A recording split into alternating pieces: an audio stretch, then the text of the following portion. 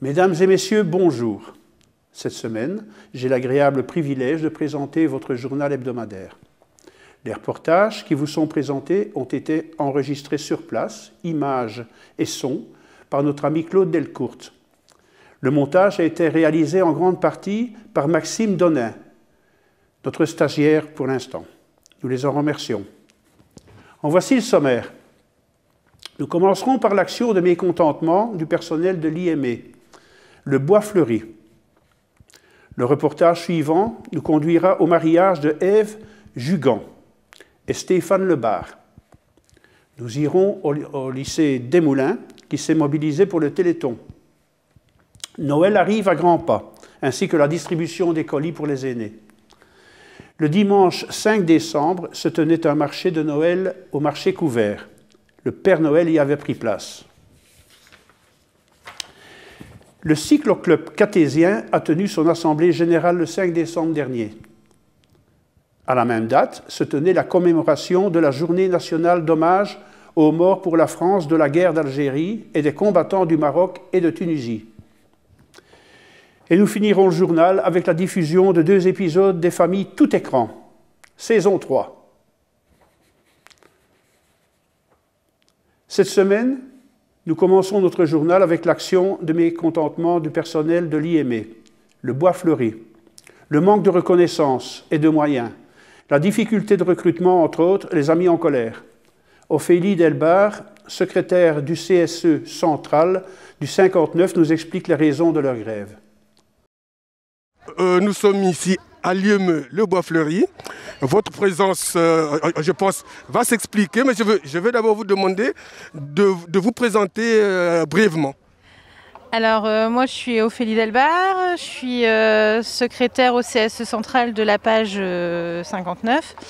Donc, on est là aujourd'hui pour crier à l'injustice, on va dire, de tout ce qui est les oubliés.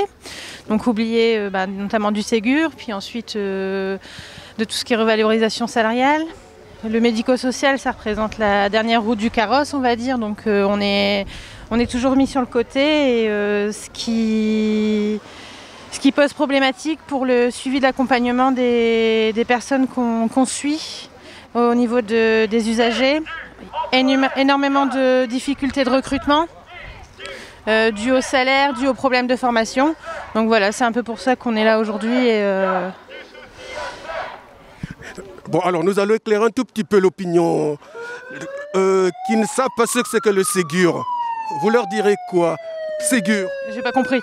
C'est quoi le Ségur? Ah, le Ségur! Bon, c'est quoi le Ségur? Nous allons essayer d'éclairer un tout petit peu l'opinion pour qu'ils comprennent c'est quoi le Ségur. Alors le Ségur, ça a été une prime qui a été accordée en premier lieu au personnel soignant suite à la première crise Covid. Donc on va dire que c'était pour les remercier, pour les gratifier suite à ce qu'ils ont vécu dans les milieux hospitaliers, ce qu'ils ont pu vivre dans les milieux hospitaliers pendant la première vague de Covid. Donc ça a été étendu par la suite aux EHPAD. Et nous qui avons été impactés dans le secteur médico-social, on y attend toujours. À l'heure d'aujourd'hui, on nous a promis qu'on aurait le Ségur, mais pas toute catégorie professionnelle, c'est-à-dire tout ce qui va être éducateur spécialisé, surveillant de nuit, moniteur éducateur, homme d'entretien, maîtresse de maison, cuisinier, enfin tout ce qui tourne autour également de l'accompagnement ne l'auront pas. Alors par contre, infirmières, aides-soignantes, AMP peuvent y bénéficier, mais à l'heure actuelle, on attend toujours. Bon, donc aujourd'hui, vous demandez que cette injustice soit réparée. Mais que tout le monde soit reconnu à sa juste valeur. Enfin, pourquoi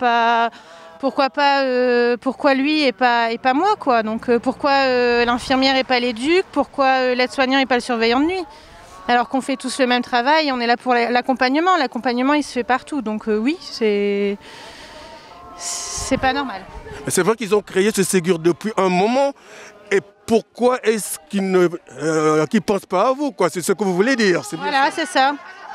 On est le secteur médico-social, on est la dernière roue du carrosse et Et ils ne se rendent pas compte que sans nous, beaucoup de personnes seraient encore plus défavorisées et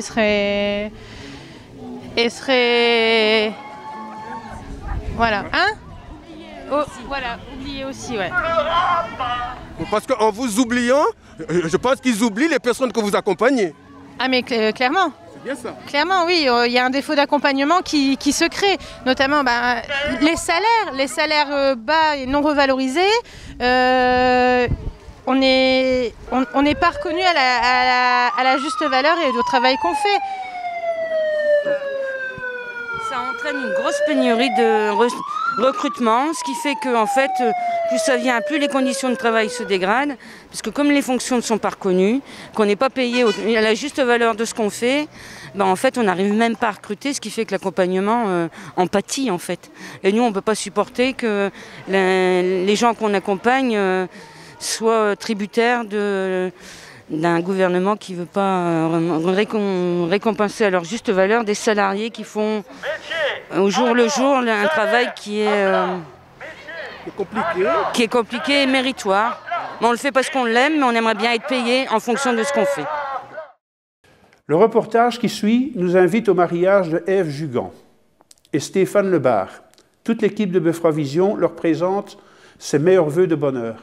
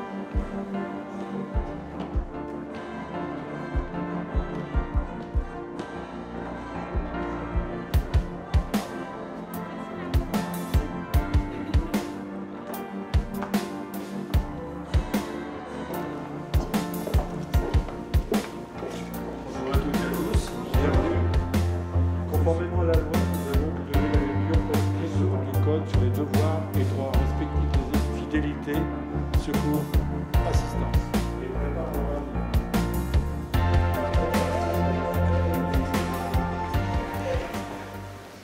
Monsieur Stéphane, Marcel, Théophile, Léba. J'ai enlevé ça parce que c'est quand même plus. Consentez-vous à prendre pour épouse Madame Ève, Louise, Julienne, ici présente? Oui. Vous avez entendu quelque chose? Oui. Je vais devoir. Vous êtes là.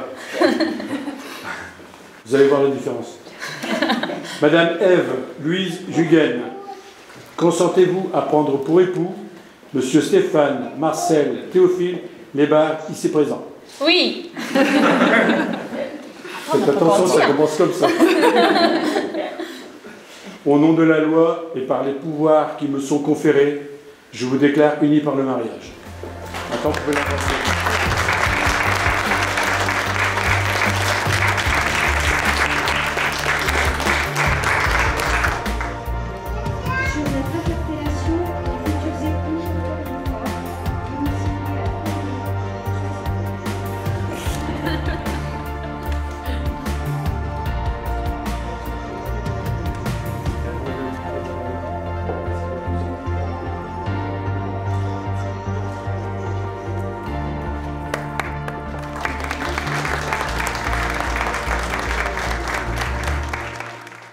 Nous partons cette fois au lycée des Moulins, qui a organisé le 3 décembre un petit déjeuner dont les bénéfices ont été versés au Téléthon. Madame Dieu, professeure de commerce, nous présente le travail des élèves du CAP, qui se sont mobilisés dans le cadre du Téléthon. Bonjour Madame Dieu, professeure de commerce au sein du lycée Camille Desmoulins. Je vais vous présenter le travail des élèves de seconde CAP qui ont participé au Téléthon pendant plusieurs mois, la préparation du projet Téléthon au sein du lycée. Mélissa, est-ce que tu peux expliquer ton implication pour le projet du Téléthon? Tu as participé à quelle action? J'ai fait une affiche avec mes camarades de classe pour expliquer qu'il allait avoir un petit déjeuner. Et c'est tout. Alors, qu'est-ce que tu as aimé dans cet exercice-là? Tu peux nous expliquer? Qu'on travaille sur des postes informatiques, que on a dû mettre des titres, des dates, des images, tout ça. D'accord. Le travail en groupe, le travail individuel, les sorties extérieures de recherche de partenaires, est-ce que ça te plaît de travailler ces différents projets? Le plus que j'ai aimé, c'est travailler avec, en binôme avec mes camarades. On a fait un petit déjeuner grâce à Nestlé France, Intermarché, boulangerie et à quelques magasins de notre entourage dans le Cateau. Nous avons fait un petit déjeuner qui s'est déroulé le 3 décembre de 7h30 à 9h. Ça coûtait 2 € pour un ticket et l'argent sera versé au Téléthon. On a fait une sortie qui s'est déroulée vendredi avant les vacances de la Toussaint. On a fait une sortie toute la matinée pour chercher après des sponsors et des lots pour le Téléthon, pour la tombola qui va se passer le 6 décembre au lycée. Et on a cherché après des professeurs ou des collègues du lycée ou des gens qui travaillent au lycée pour participer à la tombola et pour gagner des lots et pour que l'argent qu'on aura gagné qui soit récolté pour le Téléthon. On a travaillé avec nos professeurs en chef-d'œuvre et on a travaillé aussi avec un graphiste qui nous a beaucoup aidé, qui nous a donné des conseils pour les affiches parce que c'est son travail et ça nous a beaucoup aidé pour les affiches et donc ça nous a pris un peu de temps, mais on l'a fait grâce à un logiciel qui se nomme PowerPoint, je sais plus le dire, et donc voilà. J'ai eu l'idée avec mon collègue Ethan de faire un message au micro qui s'est passé au lycée et qu'on devait le faire pendant toutes les récréations. C'était un message drôle et ado quoi. Et donc c'était pour faire rire les gens et puis qu'en même temps qu'ils comprennent qu'il y avait des choses qui allaient se passer, donc le déjeuner, la tombola. Donc ça nous a permis de pouvoir faire ça grâce au directeur qui a bien voulu, qui a confirmé ce message-là. Donc on l'a fait ça pendant une semaine, on l'a mis au micro. Yo boy, yo girl, j'ai un message à te faire passer. Il y a une tombola qui se passera du 25 novembre au 3 décembre. T'as ta chance pour gagner un petit cadeau. Et en même temps, il y a un petit déjeuner qui se passera le 3 décembre à partir de 7h30. Viens prendre ton ticket et reprendre des forces. Allez, peace. Sans transition, rendons-nous au théâtre municipal du Cateau, où nous retrouvons Joëlle Manès, adjointe au maire chargée des seniors, au milieu des colis de Noël destinés aux aînés. Rien que des bonnes choses dans ces colis. Eh bien, donc, c'est la distribution des colis pour nos aînés catésiens. Alors, à savoir que, encore cette année, tout le monde a le droit aux colis de fin d'année, puisque nous avons dû annuler le voyage des aînés. Donc, toute personne de plus de 63 ans a droit à ce colis. Et cette année, nous avons toujours rajouté la bouteille de champagne, alors champagne rosé cette année. Nous espérons apporter un petit peu de chaleur chez les gens, parce qu'en ces temps difficiles, on sait que c'est très très compliqué et donc nous avons continué à distribuer le colis ici à la salle des fêtes, justement pour pouvoir rencontrer les gens, pour discuter avec eux, et on sent quand même qu'ils ont besoin de chaleur humaine et ça leur fait du bien de sortir et de voir quelques élus pour la distribution. Et nous avons aussi été contraints d'annuler le goûter des aînés. C'était à contre-cœur, mais comme c'est une population à risque, les personnes âgées, nous n'avons pas tenu justement à ce que quelqu'un attrape le Covid. Et on s'en serait voulu d'avoir organisé et puis savoir que des gens sont malades après de notre faute. Alors je voudrais remercier donc le Conseil des sages qui participe tous les ans à la distribution des colis, ici ou à domicile. Les élus qui ont participé, donc André, Françoise et puis Dimitri, je les remercie énormément. Alain, qui fait partie aussi depuis des années maintenant du Conseil des sages aussi. Et donc merci à vous. Et au nom de la municipalité, nous vous souhaitons un joyeux Noël, de bonnes fêtes de fin d'année et surtout faites attention. sortez avec le masque, le gel. Ne risquez pas d'attraper cette maladie. Franchement, ça ne vaut pas la peine. Et rendez-vous peut-être à l'année prochaine pour le goûter et le voyage. Voilà. Alors, André, tu as quelque chose à dire? Non, j'ai pas grand-chose à dire. Si ce n'est qu'il faut leur dire, depuis hier, on a distribué combien de colis ici? Alors, alors, hier, sur la journée, on a distribué 1000 colis. Et aujourd'hui, on en est à 150. Alors, comme vous voyez, les gens viennent les chercher et ils sont très friands de ce qu'il y a dans le colis. Voilà. Donc, encore une fois, bonne fête de fin d'année à tous. Bonne fête de fin d'année à tous les Catésiens. Et je vous dis encore une fois, faites attention à vous. On tient à vous quand même. Faut pas... est-ce que vous avez un petit mot à dire? Alain, vas-y, allez. Comme tous les ans, je suis présent pour aider à la distribution. Et puis, c'est déjà une bonne chose. Voilà, c'est pareil qu'Alain. On va continuer la distribution pour les aînés jeudi, à domicile, pour ceux qui ont appelé. Voilà. Et bien voilà. Merci bien. Donc, bonne fête de fin d'année à tous.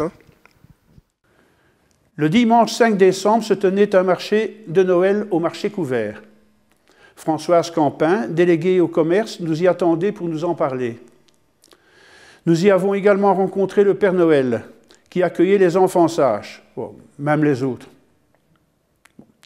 Claude a promené son micro parmi les commerçants présents.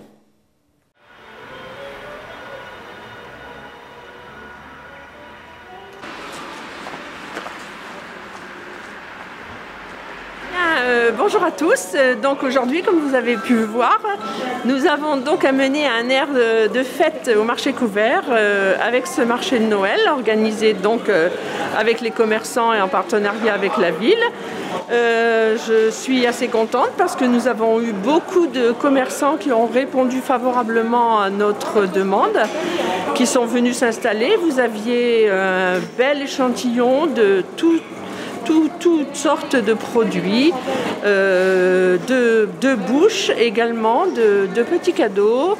Nous avions aussi le Père Noël, donc je pense que les enfants ont été contents pour faire donc les photos avec le Père Noël. Ça a été aussi l'occasion d'accueillir le Caramaton donc, pour le Téléthon. Le Téléthon pour qui nous avions donc organisé une tombola avec une grille qui a été bien remplie. Je remercie tout le monde, vraiment les gens ont bien participé. Donc nous distribuerons les lots, nous allons mettre les lots à disposition dès qu'on aura tiré au sort. Nous avons les coordonnées de chaque participant. Je vais aussi remercier surtout aussi les services techniques quand même, parce qu'on n'y pense pas toujours, mais les services techniques qui sont toujours à l'écoute, qui sont venus apporter tout le matériel donc pour pouvoir réussir ce marché de Noël. Et je voulais leur faire un grand merci quand même. Et puis je suis contente. Pour moi, c'est une première, ce marché de Noël organisé donc au marché couvert. Et j'espère qu'il y en aura d'autres. Je voudrais aussi souhaiter à tout le monde de bonnes fêtes de fin d'année et un joyeux Noël à tous, en famille ou entre amis, et que chacun prenne bien soin de lui. Et surtout, avec la crise sanitaire en ce moment qui nous tombe dessus encore, d'être très prudent et puis en espérant que tout se passe bien pour tout le monde pour cette fin d'année. Voilà. Bonjour. Alors que proposez-vous aujourd'hui au marché? Au marché aujourd'hui on propose nos jus de pommes poires, pommes mûres, le cidre, les macarons maison, bien sûr les tartes au maroilles, les produits laitiers, les confitures, les pommes anciennes variétés haute tige de l'Avesnois, un peu de volaille, le beurre, crème, fromage blanc, nature, assaisonné, ail et fines herbes, échalotes, ciboulettes, fines herbes, du fromage agressé. Eh bien, ça en fait des choses. Eh oui, ça fait pas mal de choses. Et tout ça majoritairement fait à la ferme, évidemment. Oui. Donc on est présent à la ferme, bien sûr, sur le marché de Le Cateau le vendredi et sur le marché de Cambrai le samedi.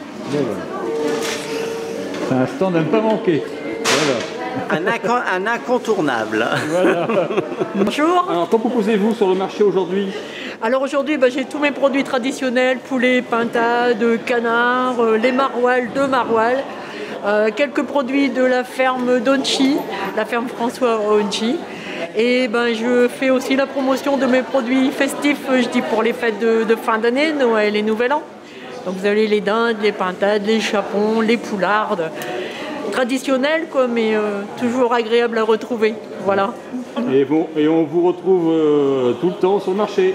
Alors tous les vendredis, tous les dimanches matins. Le dimanche matin, c'est principalement le poulet rôti qu'on voit ici derrière, qui sont en train de tourner gentiment là sur leur manège.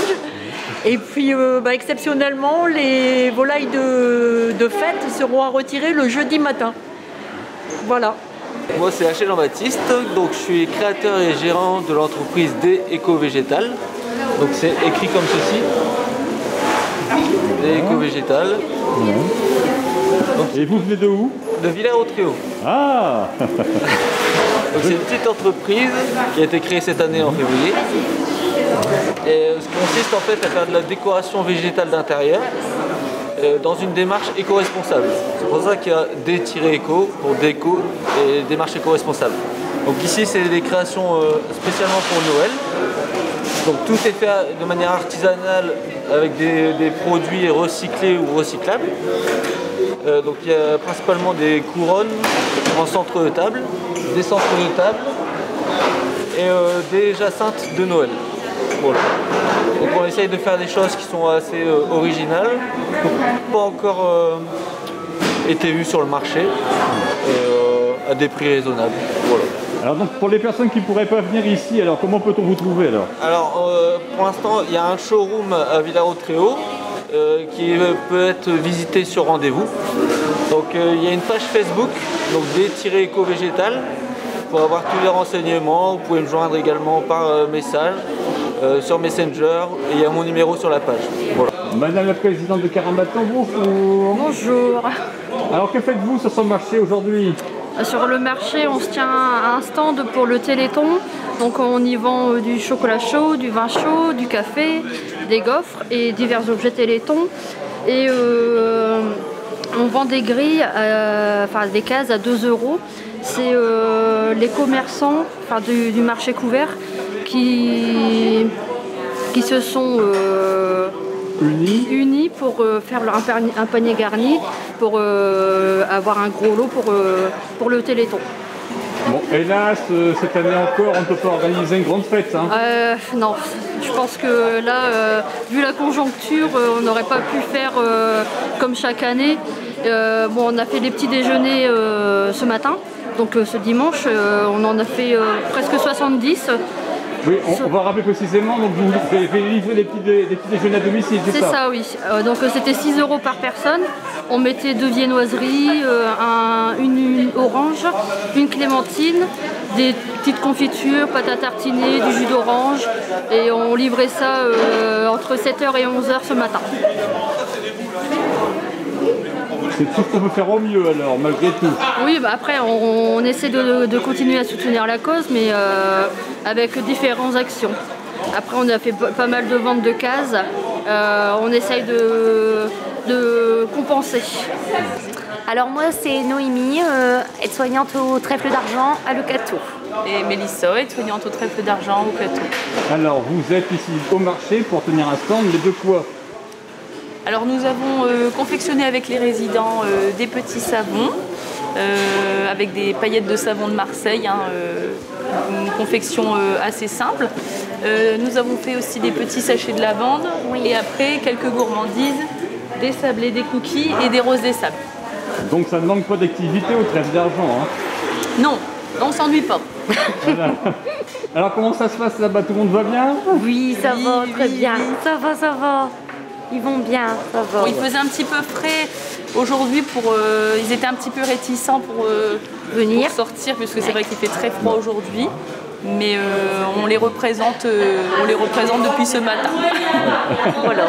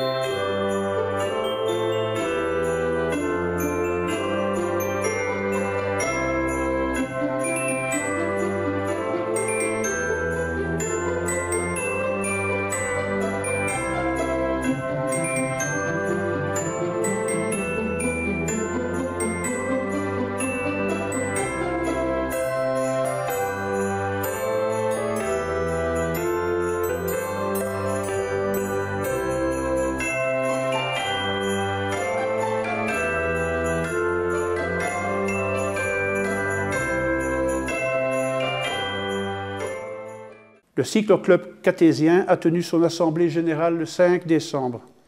Son président fait le bilan et nous en trace les perspectives. Une équipe sympa et un sport pour l'entretien de la santé. Alors c'est notre assemblée générale du club, donc en présence de Michel Richard. Malheureusement aujourd'hui on n'a pas beaucoup d'adhérents. Quelques-uns se sont excusés qu'ils ne pouvaient pas être présents. D'autres n'ont pas répondu favorable. Donc on a fait quand même l'assemblée générale. On a discuté, pas grand-chose malheureusement, puisque cette année était une année blanche avec le Covid. Malgré tout, il y a eu quand même une sortie au mois de juillet pour 3 d'entre nous qui ont été faire le triathlon de Gravelines. Donc triathlon, c'est natation, course à pied et vélo. Et on a fait une sortie rallye cyclo à Solesmes au mois de septembre. C'est tout ce qu'on a pu faire cette année parce que avec le Covid, les salles étaient interdites, les rassemblements également. Le dimanche de la course cycliste des Hauts-de-France, on a organisé une sortie familiale sur le parcours qu'empruntaient les professionnels. Donc on était une vingtaine de personnes à faire cette boucle. On a donc pour l'année prochaine notre rallye VTT qui va se faire. Alors pour l'instant c'est pas la date exacte puisque j'attends le retour du calendrier des clubs. Donc ça serait ou le 6 mars ou le 20 mars. Mais ça j'attends, j'ai toujours pas les informations, donc ça sera la date définitive sera certainement pour début janvier. Et notre rallye cyclo qui aura lieu le 19 juin. Malgré le Covid, on a continué à rouler, donc tous les dimanches, on s'est réunis, on a roulé tous ensemble, donc on a sillonné les routes du Cambrésis. Et les VTTistes également ont roulé sur des secteurs du Cambrésis. Un petit mot, je vais rejoindre un petit peu les paroles de Christophe. Une année blanche et difficile. Aujourd'hui, on repart sur une année où on ne sait pas où on va. Donc il est quand même difficile de se projeter dans le futur. Et en espérant que M. Saunier, le président, va pouvoir va pouvoir réaliser ces manifestations sans problème, quoi.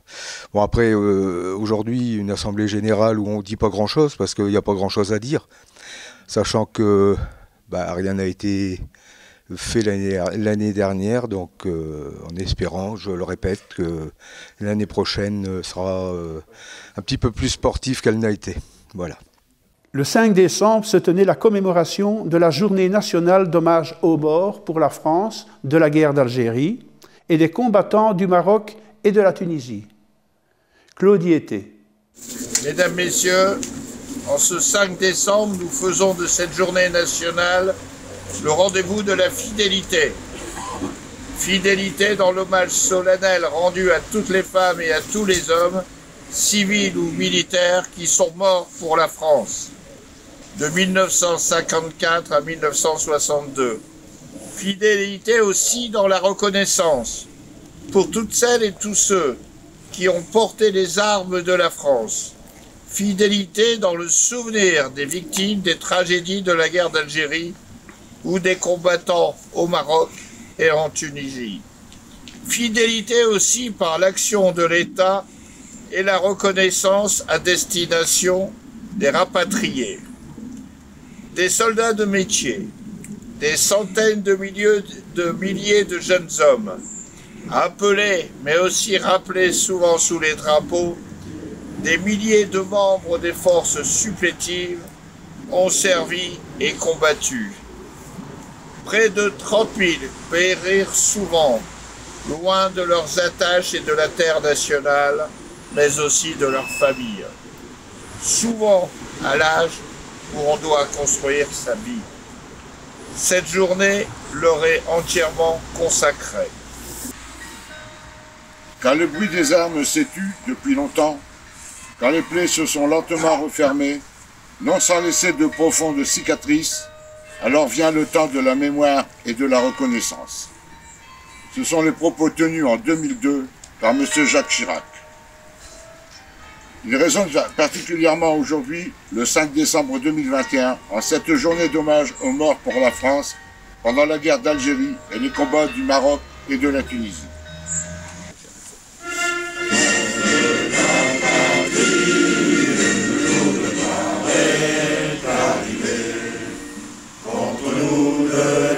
Tyrannie, l'étendard sanglant élevé, l'étendard sanglant élevé, entendez-vous dans les campagnes musique et force cela, qui viennent jusqu'en endroit, égorger nos fils et nos compagnes, aux armes citoyens. Prenez nos bataillons, marchons, qu'un sang impur abreuve nos sillons. Nous voici arrivés à la diffusion des 2 épisodes des Familles tout écran, saison 3, comme les feuilletons américains. Les sujets en seront les messages malveillants et les jeux en ligne.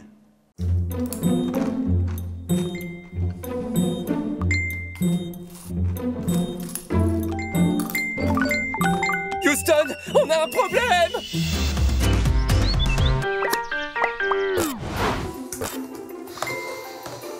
C'est incroyable tous ces gens qui s'intéressent à moi. Bon, faut dire que je suis quand même quelqu'un d'exceptionnel. Si tu reçois autant de messages, c'est sûrement que tu t'es fait pirater.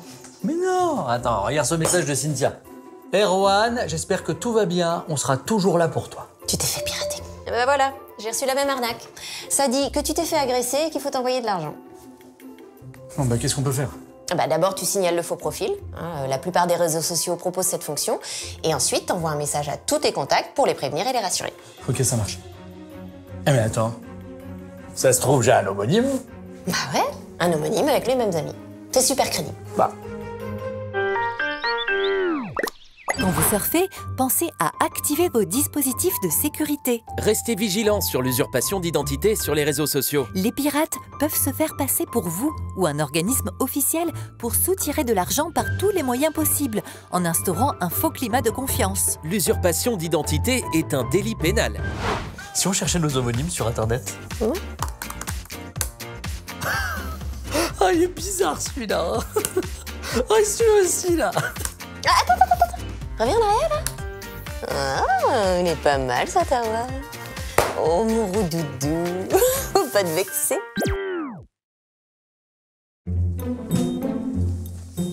Théo, y'a quoi sous le coussin? Rien. Et sous le torchon? Rien. Et derrière ta BD? Mais c'est pas juste.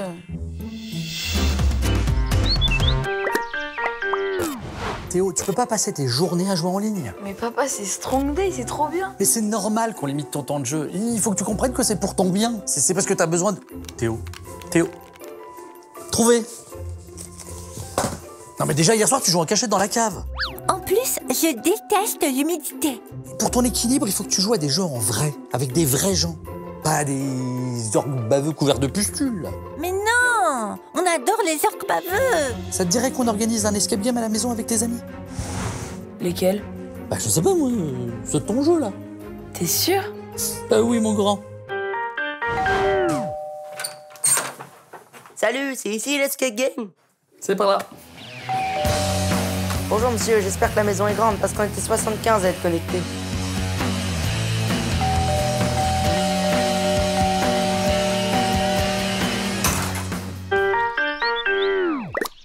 Les jeux en ligne n'ont pas de fin. Jouer plusieurs heures à des jeux vidéo violents peut provoquer de l'agressivité chez les joueurs. Ne perdez pas votre contrôle et restez ouvert au monde réel. Et surtout, veillez à la diversité des activités des enfants en définissant un temps limité pour le jeu vidéo, fois de tablette. Salut chérie, ça va toi? Laisse-moi deviner, on a une invasion de zombies à la maison? Pierre, tes ados. Que le temps passe vite. Nous voici arrivés à la fin de votre journal. Nous vous remercions de votre fidélité et vous disons à la semaine prochaine. Au revoir.